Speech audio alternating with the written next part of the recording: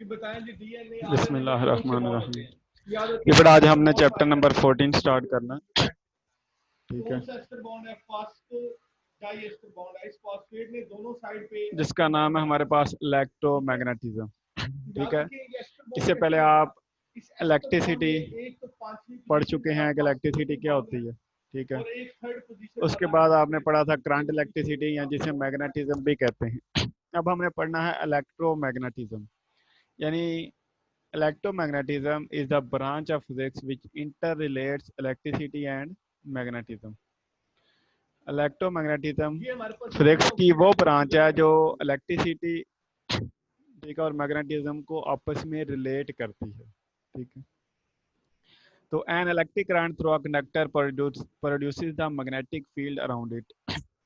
अगर किसी कंडक्टर में से इलेक्ट्रिक करंट पास हो रहा हो तो उसके इर्द गिर्द मैग्नेटिक फील्ड जनरेट होती है। ठीक है, the magnetic effect of current is called electromagnetism. और जो करंट का मैग्नेटिक इफेक्ट है उसे हम कहते हैं इलेक्ट्रोमैग्नेटिज्म। ठीक है, इलेक्ट्रोमैग्नेटिज्म इसलिए कहते हैं क्योंकि ये इलेक्ट्रिसिटी और मैग्नेटिज्म को या मैग्नेटिक प्रॉपर्टीज को आपस में रिलेट कर रही है। ठीक है, तो जो करंट का इफेक्ट है, यानी जब भी किसी कंडक्टर में से करंट पास होगा याद रखिए उसके इर्द गिर्द न्यूक्लियोटाइड मैग्नेटिक को फील्ड जनरेट डीएनटी होती है। क्यों है, ठीक है, तो जो क्योंकि यहाँ पे करंट जो का शुगर है वो मैग्नेटिक इफेक्ट डीऑक्सी है उसे हम राइबोज है। इलेक्ट्रोमैग्नेटिज्म क्यों कहते हैं। डीऑक्सी राइबोज है, क्योंकि देखिए यहाँ इस पे तरह व्हेन दूसरी द पोजीशन मैग्नेटिक पे फील्ड सिर्फ चेंज हाइड्रोजन इट है। प्रोड्यूसेस ऑक्सीजन द को हमने इलेक्ट्रिक करंट। ऑक्सीजन रिमूव ठीक है, करा, इस बेस के करंट ऊपर से की वजह डीऑक्सी से हम राइबोज मिलता है। मैग्नेटिक फील्ड प्रोड्यूस कर अब सकते आपको हैं देखना है और जीरो मैग्नेटिक फील्ड से डीऑक्सी हम राइबोज इलेक्ट्रिक के साथ करंट प्रोड्यूस कर दूसरी सकते हैं। डीऑक्सी ठीक है, राइबोज के साथ कैसे बॉन्ड बनाते हैं। यानी ध्यान अगर से किसी देखिए, मैं एक और बना देता हूँ। कंडक्टर में से करंट पास हो रहा है तो उसके इर्द गिर्द मैग्नेटिक फील्ड जनरेट होगी। ठीक है, और अगर किसी जगह पे मैग्नेटिक फील्ड है तो वहां से हम करंट जनरेट कर सकते हैं। तो सबसे पहले इसको डिस्कवर किया था, डिस्क्राइब किया था प्रोफेसर हैंड ऑस्टेड ने। ठीक है, इन 1820 में। तो उसके लिए हमारे पास एक सिंपल सा एक्सपेरिमेंट है।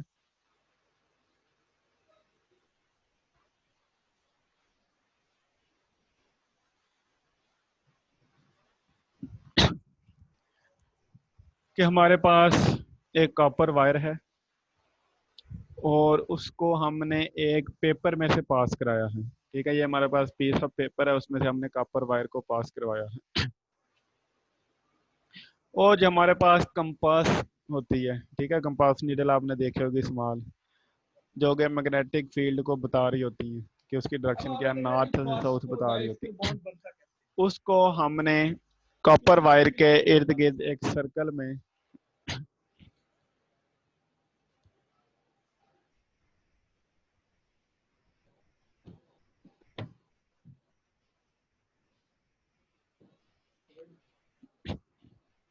एक सर्कल है। में ये देखिए हमने तीसरी पेपर के पोजीशन ऊपर पे रख यहाँ पे दिया। क्या है जी। ठीक है, ये हमारे पास कॉपर वायर है जिसमें से करंट पास हो रहा है और उसके इर्द गिर्द जो पेपर है उसके ऊपर हमने एक सर्कल में कंपास नीडल रख दी है। तीसरी पोजीशन पे वो तो अच्छा है जो तमाम कंपास नीडल होंगे जहाँ वो पे हमेशा फॉस्फेट आपके नॉर्थ पास साउथ होती है। डायरेक्शन में हो रही होती है। ठीक है, ये पोजीशन यानी हमें वो बता रही नॉर्थ होती और साउथ पोल बता रही होती हैं। ठीक है, कि जो ओरिजिनल मैग्नेट है, है। यानी एक जो साइड अर्थ से एज अ पहुंच मैग्नेटिक जाएगा, फील्ड एक बिहेव साइड से करती है, निकल जाएगा। उसका ये नॉर्थ ऑक्सीजन पोल बॉन्ड कौन सा बना है और लेगी साउथ पोल दूसरे कौन सा कार्बन है। के साथ। When a heavy एक current आगे आपको passes बता through रही है, the देखिए wire, यहाँ the पे। compass needle set तो ये तीसरी themselves along पोजीशन the है। tangent to the circle। ये कौन सी है जी। यानी जब तक हमने करंट पास नहीं कराया, फर्ज करें ये हमारे पांचवी पास पोजीशन नॉर्थ है, ये साउथ है, तो तमाम पांचवी और नीडल इस छठी पे आपस डायरेक्शन में में बॉन्ड होंगी। बनाया है। ये ठीक है, बॉन्ड बना के ये मैंने वाली दिखा दिया। नीडल भी ऐसी होगी, ये वाली भी ऐसी होनी थी। इस बॉन्ड की शेप देखनी है बेटा। ठीक है, यानी जितनी भी हमारे पास नीडल थी उनकी जो डायरेक्शन है वो नॉर्थ साउथ ही होनी थी। ठीक है, इसी तरह इसकी भी, यानी तमाम जो कंपास नीडल थी जब तक हमने करंट पास नहीं कराया उनकी डायरेक्शन नॉर्थ साउथ ही थी। लेकिन जब हम करंट पास कराएंगे तो तमाम जो कंपास नीडल है उनकी जो डायरेक्शन होगी वो अलोंग द टेंजेंट हो जाएगी। ठीक है, तो यानी सर्कल के ऊपर देखें, ये भी अलोंग द टेंजेंट है, ये भी अलोंग द टेंजेंट है, ये भी अलोंग द टेंजेंट है। ठीक है, तो जब हम कॉपर वायर में से करंट पास करवाएंगे तो जितनी भी कंपास नीडल हमारे पास हैं उन तमाम की जो डायरेक्शन है वो along the tangent to the यहाँ सर्कल पे हो अगर आप जाएगी। गौर से देखें एक एस्टर आपको ये नजर आ रहा है, तो reverse the direction of current, the direction of needle is also reverse. इस बेस के पहले ऊपर अगर कार्य करंट कर रही नीचे है से या ऊपर की तो डायरेक्शन में है तो जो कंपास नीडल की डायरेक्शन है वो एक होगी। जब हम करंट को रिवर्स करेंगे यानी करंट हमारे पास अब हम कह रहे हैं ये ऊपर से नीचे की तरफ है अगर, तो जो कंपास नीडल ये है बात उनकी समझ आई डायरेक्शन है भी रिवर्स हो जाएगी। यानी जो पहले इस तरफ है वो इस तरफ हो जाएगी, इसी जल्दी से तरह ये बताया, भी ये इस बात तरफ समझ हो आई है, जाएगी। बट यहाँ तक बात समझ आई है? सही है। अब आपने देखना कि ये जो जीन सीक्वेंसिंग है ये क्या चीज है, ये यहाँ पे ना मैं अब इसका बेसिक ठीक है, मेन कंसेप्ट दोबारा देख लें एक दफ़ा कि हम फॉर एक्सपेरिमेंट कर एग्जांपल रहे हैं। हमारे हमारे एक पास एक चेन कॉपर है वायर जी, है, उसको हमने एक पेपर में से पास कराया है। जब हम क्या पेपर में से पास करवा के पेपर के ऊपर हमने एक सर्कल में कंपास नीडल रख दिया। जब हम कंपास नीडल रखेंगे तो उन तमाम की डायरेक्शन नॉर्थ साउथ ही होगी। लेकिन जब हम कॉपर वायर में से करंट पास करवाते हैं तो जो तमाम नीडल्स हैं उनकी जो डायरेक्शन है वो along the tangent to the circle हो जाएगी। ठीक है, अगर करंट पहले नीचे से ऊपर को है तो उनकी डायरेक्शन ये है। जब हम करंट की डायरेक्शन रिवर्स करेंगे ये एक हमारे पास याद रखिए, ये अब तो जो मैं आपको कंपास मैकेनिज्म नीडल हैं समझा उनकी दूं, डायरेक्शन भी रिवर्स हो जाएगी। और जब हम करंट ये को हमारे स्टॉप पास एक करेंगे कंपास नीडल दोबारा नॉर्थ से साउथ हो जाएगी। स्टैंड के साथ हम तो कहते ये हैं कि हमारा यहाँ पे ना एक्सपेरिमेंट आके था। तो अब एक एक्सपेरिमेंट का रिजल्ट देखते हैं जी, इससे हमें क्या पता प्राइमर चलता अटैच है। किया, इसे हम कहते हैं डीएनए प्राइमर। ये याद रखना, पीछे मैग्नेटिक ओनली काम फील्ड इज होगा, सेट प्राइमर अप आगे अराउंड लगता है, करंट फिर कैरिंग नए कंडक्टर। न्यूक्लियोटाइड्स अटैच, ठीक है, पहला इसका कंक्लूजन क्या है इधर आके फिर एंजाइम में कि लगा के करंट कैरिंग कंडक्टर के इस इर्द एंजाइम गिर्द को बना के मैग्नेटिक फील्ड जनरेट होती है। दूसरी है lines of forces are circular and their direction depend upon the direction of current. इस डीएनए पॉलीमरेज में क्या करना है जो जी, मैग्नेटिक इस फील्ड सी लाइंस के होंगी, सामने कौन सा ठीक है, न्यूक्लियोटाइड लगाना है उनकी जो जी, ये डायरेक्शन है याद वो रखिए, सी के अपोजिट करंट डी के होता है, डायरेक्शन पे डिपेंड डी करती के है, वो अपोजिट सर्कुलर शेप होती है। ये सी के सामने किसने लगा दिया जी, आपने इलेक्ट्रिक फील्ड ये लाइन सी के पढ़ी थी, सामने वो लगा स्ट्रेट दिया जी, लाइन होती इसके है। सामने लगा दिया जी। ठीक है, तो ये जो चेन है ये चलती जा रही है, ऐसे ही लेकिन है। जो हमारे पास मैग्नेटिक फील्ड लाइन है वो डीएनए हमेशा प्राइमर आगे लगता है जी सर्कुलर सबसे होंगी पहले सिंगल और स्ट्रैंड के उनकी साथ, जो डायरेक्शन है वो पॉलीमरेज एंजाइम आता है, फिर आके ये करंट डीएनटीपी की है, डायरेक्शन पे क्या डिपेंड है जी, करती है। डीएनटीपी उसके बाद magnetic deoxyribonucleotide, field last guanine only guanine as long as the cytosine current बढ़ते इज जा रहे हैं। Flowing through it. अब याद रखिए, तो अब मेन जब चीज तक ऊपर बताता करंट हूँ, फ्लो होता रहता है एक टुकड़ी में मैग्नेटिक जाके फंस फील्ड जा, रहती है। जैसे ही हम करंट को स्टॉप करते हैं मैग्नेटिक फील्ड भी खत्म हो जाती है। ठीक है,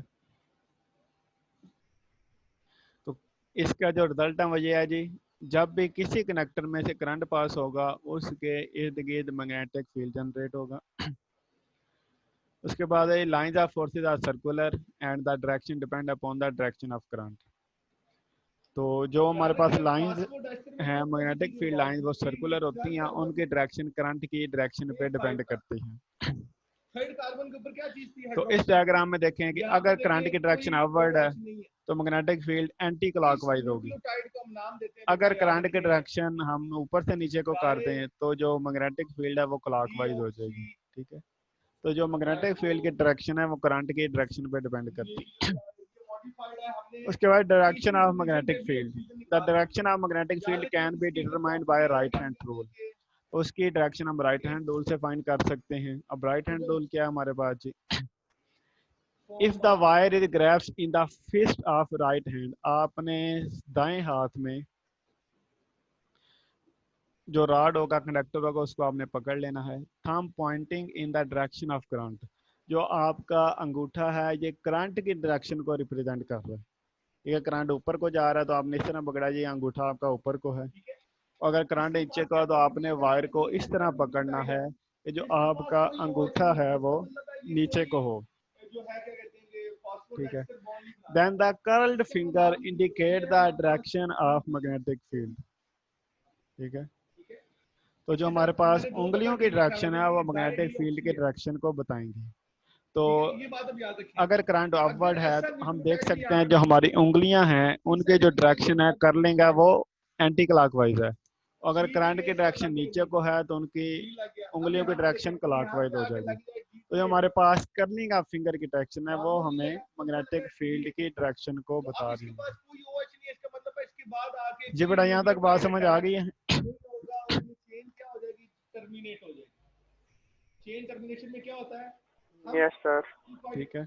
एंटीपीज यूज करते हैं और वो एंटीपी जहाँ पे जाके लगेगा ना, इसका मतलब है वहां पे वो चेन रुक जानी है। उसके बाद कोई ड्रॉक्सल ग्रुप है ही नहीं जो आगे फर्दर डायस्टर बॉन्ड बनाए, तो हम कहेंगे चेन वहां पे क्या होगी, स्टॉप होगी या टर्मिनेट होगी। इस मेथड को हम नाम देते हैं बेटा, जब भी किसी कंडक्टर में से करंट पास होगा उसके इर्द गिर्द मैग्नेटिक फील्ड जनरेट होती है, और मैग्नेटिक प्राइमर यूज कर रहे हैं, अफेक्ट है जो करंट का, उसे हम मैग्नेटिज्म कहते हैं। और electromagnetism is the branch of physics which inter relate electricity and magnetism. तो उसके लिए हमने एक एक्सपेरिमेंट किया और कंक्लूजन किया था हमारे पास जी, जब भी किसी कंडक्टर में से करंट पास होता है उसके इर्द गिर्द मैग्नेटिक फील्ड जनरेट होती है। ठीक है, और जो लाइंस ऑफ फोर्स हैं वो सर्कुलर हैं और उनकी डायरेक्शन करंट की डायरेक्शन पे डिपेंड करती है। और मैग्नेटिक फील्ड तब तक रहती है जब तक करंट पास होगा, जैसे करंट खत्म हो जाएगा मैग्नेटिक फील्ड भी खत्म हो जाएगी।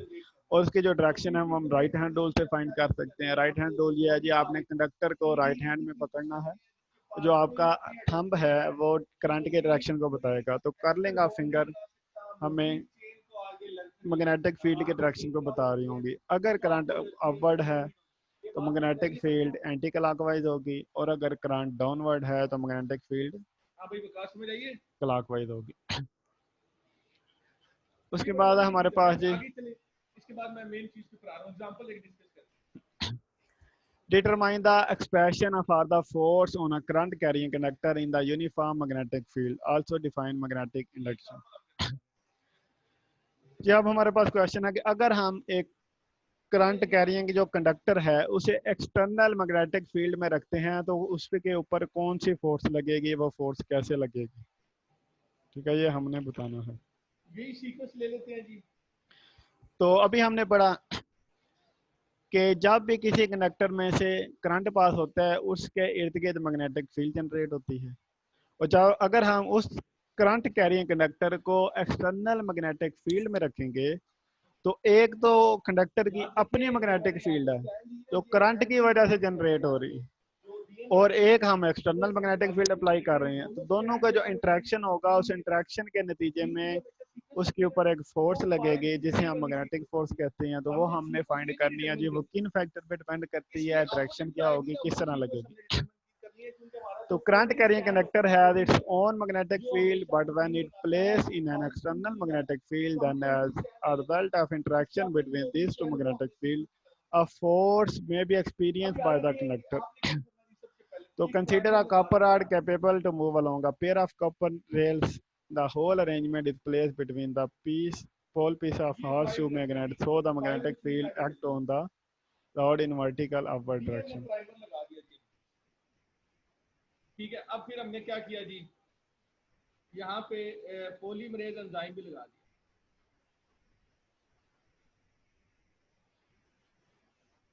अब पहला स्टेप हमारा कौन सा जी? ये हमारे पास एक सेटअप है। ठीक है, ये हमारे पास करंट कैरिंग कंडक्टर है। कंसीडर अ कॉपर रॉड, और इधर हमारे पास दो कॉपर रेल्स है, उसके ऊपर ये स्लाइड कर सकता है। ठीक है, ये हमारे पास कॉपर रेल हैं, तो उनके ऊपर हमारा जो कंडक्टर है वो स्लाइड कर सकता है। ठीक है, when current is passed through the copper rod by a battery the rod move in the rail. तो जब भी हम इसके बैटरी से कनेक्ट करेंगे, कंडक्टर में से करंट पास होगा तो ये रेल के ऊपर मूव करता है। ठीक है, अब जो हमारा सेटअप है, जो हमने एक्सटर्नल मैग्नेटिक फील्ड अप्लाई किया वो नीचे से ऊपर की तरफ है। ठीक है, जो हमारा सेटअप है कि जो हमारे पास दो कॉपर रेल्स हैं ये हॉरिजॉन्टल हैं और उनके ऊपर हमने एक कंडक्टर को रखा हुआ है, लेकिन जो एक्सटर्नल मैग्नेटिक फील्ड है वो नीचे से ऊपर की तरफ है। ठीक है, जो बी है ये हमें बी से हम मैग्नेटिक फील्ड को शो करते हैं, मैग्नेटिक फील्ड इंटेंसिटी को, और वो उसकी डायरेक्शन बता रही है। It is found that the direction of force is at right angle to the plane containing the rod and direction of magnetic field. The magnitude of the force depend upon the following factors. जब हम इसमें से current pass हुआ तो इसके ऊपर force लग रही है राइट हैंड की तरफ। ठीक है, तो वो हम राइट हैंड रूल पढ़ेंगे कि वो किस डायरेक्शन में फोर्स लगेगी। तो सबसे पहले हम चार देखते हैं जी नॉर्मल फोर्स रखी, किन एक फैक्टर फोर्स पे रखी, डिपेंड एक करती है। मॉडिफाइड रखी। फिर आगे आ जाते हैं, इधर भी क्या होगा, बेटा यहाँ तक बात समझ आ गई। 4 नॉर्मल, कौन सी थी, ए टी, सर इसकी समझ नहीं है, ये जो आपने डायग्राम बनाई है जी जी। सर ये किस लिए है, प्लस ये क्या करेंगे। अभी हमने ये क्वेश्चन मारा था कि अगर हम का किसी करंट कैरिंग कंडक्टर को किसी यहाँ पे भी ऐसे ही एक्सटर्नल मैग्नेटिक फील्ड में रखते हैं 4 तो नॉर्मल उसके ऊपर कोई फोर्स एक्ट करती है। प्लस ठीक है, अभी हमने पहले पढ़ा कि अगर फर्ज करें फिलहाल ये हमने बी एक अप्लाई बी, नहीं किया, यहाँ पे भी ये हमारे पास दो कॉपर रेल हैं यानी ये कंडक्टर है। जब हम इससे बैटरी का कनेक्ट करेंगे तो ये हमारे पास क्लोज सर्किट बन जाता है। ठीक है, ये मेन काम था। एक चीज हमने नहीं डाली हुई है, ठीक है, ये वाली, तो उसमें से करंट यहाँ पास पे होगा बी है, ठीक है, यहाँ पे तो ए जब है, करंट पास होगा यहाँ इस पे बी कंडक्टर है, के इर्द गिर्द मैग्नेटिक यहाँ पे। फील्ड जनरेट होगी। अब याद रखें ना कि जब हमने ठीक है, सिंगल स्टैंड अब हम क्या करते हैं इस पूरे सेटअप को यहाँ पे एक्सटर्नल इस मैग्नेटिक सिलेक्शन को फील्ड में इधर रख से देते हैं। निकाल देंगे, तब क्या होगी, पॉलीमराइजेशन यानी होगी, एक इधर मैग्नेटिक स्टैंड पे फील्ड तो करंट की अब वजह से नई प्रोड्यूस स्टैंड हो बनना रही है शुरू हो जाएगी। और एक तो हम एक ये भी एक्सटर्नल पॉसिबिलिटी है। मैग्नेटिक फील्ड अप्लाई कर रहे अगर हैं। जो सारे नॉर्मल ये नई स्टैंड जब हम बन जाए, एक्सटर्नल इसी मैग्नेटिक सेक्शन फील्ड में अप्लाई कर रहे हैं अगर ये तो जितनी जगह एक लगेगा ना, मैग्नेटिक उसके फील्ड बाद है करंट जो जनरेट हो करंट जाती है। के अगर ये पास पहली होने की पोजीशन वजह पे से जाके लग जनरेट गया हो यहाँ रही है पे, और एक इसका हमने मतलब है एक्सटर्नल मैग्नेटिक फील्ड अप्लाई किया, तो ये दोनों जब पी से इंटरेक्ट नहीं बनेगा। करेंगी तो कोई ठीक है, पहली पोजीशन पे लगा रिजल्टेंट ना, फोर्स एक्ट इसके बाद करेगी नया न्यूक्लियोटाइड नहीं लग सकता रॉड के क्योंकि ऊपर, इसके वो पास फोर्स फोर्स हमने है फाइंड नहीं। करनी है। तो बात पहला समझ आ गई। प्रेशर हमारा जनरेट हो गया जी, डी डी जी वाला एक सिंगल। अगर ये दूसरी पोजीशन पे लग जाए कि फॉर एग्जांपल पहला नॉर्मल था, दूसरा क्या था, दूसरा ये डी बड़ा डी बात जी समझ वाला आई तो है। मतलब उस फोर्स की वजह से रॉड भी मूव करेगा इन रेल्स के ऊपर।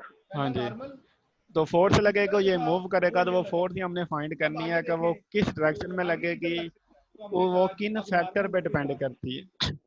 तो फैक्टर है जी, सबसे पहले हमारे पास फिर हमारे पास ए है, फिर टी है, फिर यहाँ पे डी डी जी लगा। तो एक हमारे पास ये फ्रैगमेंट बनेगा। ठीक है, फ्रैगमेंट कब बनेगा, जब जाके हमारा लेंथ ऑफ मॉडिफाइड द जो जिधर कंडक्टर लगेगा ना, इनसाइड द वो मैग्नेटिक कहीं फील्ड। खत्म हो। तो एक तो ये लेंथ फ्रैगमेंट बन ऑफ गया, द कंडक्टर क्या है, लेंथ जितनी ज्यादा होगी फोर्स सी उतनी ही ज्यादा ए लगेगी। पी, उसके फिर बाद आगे D. Current flowing through the ठीक है, कंडक्टर, इसके कंडक्टर बाद में आगे से कोई भी करंट बी नहीं लग कितना सकता, पास हो कोई रहा है। सी नहीं है ऊपर, तो ये तीन ही फ्रैगमेंट बन गए। इसी तरह ये ए वाले उसके देखें बाद तो ए कहाँ पे लग सकता है, स्ट्रेंथ इधर ऑफ लग द सकता है, इधर लग सकता मैग्नेटिक फील्ड है, दो ही अप्लाइड, फ्रैगमेंट लेंथ बने। पहला जितनी कौन ज्यादा सा, होगी पहला है जी फोर्स उतनी ज्यादा लगेगी। जी करंट जितना ज्यादा फ्लो सी होगा डी। फोर्स उतनी ज्यादा ठीक है, लगी। अगर उसके इधर बाद लगा एक्सटर्नल तो मतलब मैग्नेटिक कितना फील्ड डी ए कितनी बी। हमने अप्लाई की है, जितनी ज्यादा अब मैग्नेटिक अगर फील्ड हम कौन सा अप्लाई होगा कर यहाँ तक। देंगे फोर्स ज्यादा लगेगी। उसके बाद है जी ठीक है, एंगल बिटवीन कंडक्टर ये एंड द देखो ये फील्ड, क्या होगा, और जी कंडक्टर और फील्ड के जी दरमियान यानी जो हमने एक्सटर्नल फील्ड जी अप्लाई की है। ए टी जी ठीक है, ये सी हम डी। बात कर रहे ठीक हैं है, दो फ्रैगमेंट बन गए। फिर टी देखे, टी कहाँ पे लग सकता है, इस ए के सामने, इस ए कि के सामने। इस बी के तो दो दरमियान और फ्रैगमेंट इसके भी कनेक्टर के बन गए। दरमियान एंगल क्या है, तो इन फैक्टर पे एक ये देखो डिपेंड जी कर रहे हैं। जी, ठीक है, फिर हमारे पास आई सी है, एल एल हमारे पास लेंथ ऑफ कंडक्टर है, ए आई करंट है, डी बी है, स्ट्रेंथ ऑफ मैग्नेटिक एक फील्ड और फ्रैगमेंट अल्फा एंगल है। कौन सा जी, तो एफ हमारे पास फोर्स लग रही है, तो एफ प्रोपोर्शनल है साइन अल्फा पहला के। कौन सा होता एफ प्रोपोर्शनल है है, आई के, पहला एफ प्रोपोर्शनल है लेंथ के और एफ प्रोपोर्शनल है पहला देखना डी के। जी तो जब हम डी कंबाइन करेंगे तो ये हमारे पास ए बन जाएगा F proportional I L B sine of alpha. फिर और हमारे जब पास प्रोपोर्शनैलिटी का साइन हटाएंगे तो हम एक कांस्टेंट लगाएंगे जिसे हम कहते हैं के, तो एफ आ गया के आ आई गया, L B sine of alpha.